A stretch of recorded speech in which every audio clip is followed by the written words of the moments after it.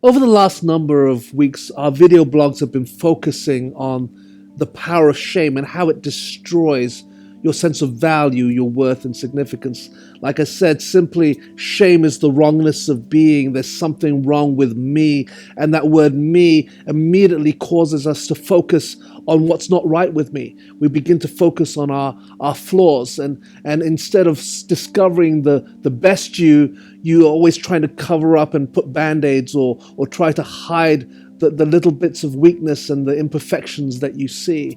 And as we've been talking about the work of the cross, we realize that what the blood of Jesus has done, it causes God to see you not for your flaws. He causes God to see you for the beauty and the wonder of who He created you to be. He sees the best you. The problem is we don't see the best you.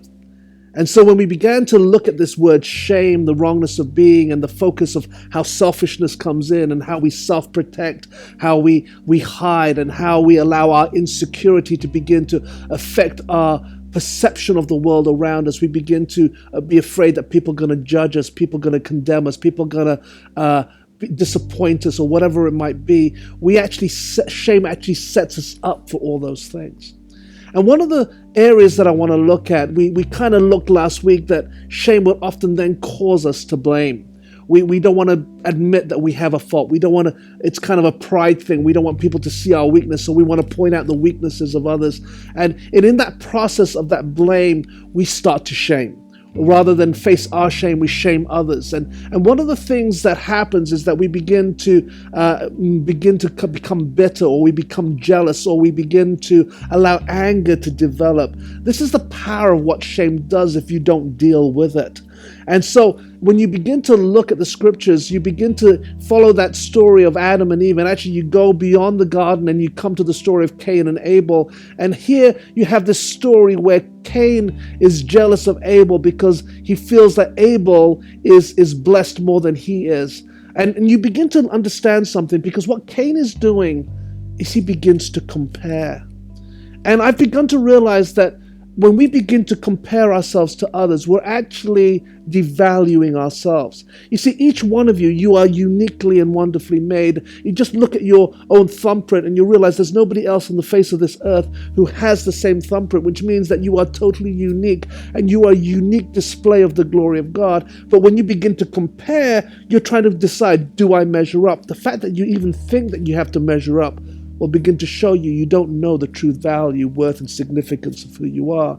You see, comparison has this thing where you begin to create false expectations of what I think I need to become, what I need to do to fix my flaws. But the reality is you just simply need to be the best you. You see, if you try to think I need to be like him, or I need to be like her, I need to be like this hero of mine, or this celebrity, I need to look like them, I need to act like them, then you're actually becoming a superficial you. You're becoming a false you. Comparison actually is something that can destroy your identity. I don't know if you've done that, where you compare yourself to others, but I just want to tell you, stop it. It's not worth it, because it actually makes you more unworthy. And so when you begin to understand shame has this outworking. It causes us to behave and see things. And that's when jealousy begins to come in. And that's when we begin to be competitive, because we have to be better than other people. And ultimately, in that story of Cain and Abel, he had to destroy the competition. He had to kill his own brother. And as a consequence of that, there's so much more shame that came into his life, more guilt, more condemnation, because he now looked at his own actions. See, shame will often cause our behaviors to change, and they don't change for the positive, they often change for the negative, because all our decisions, our relationships are fueled by shame and not by love. That's the power of this curse called shame.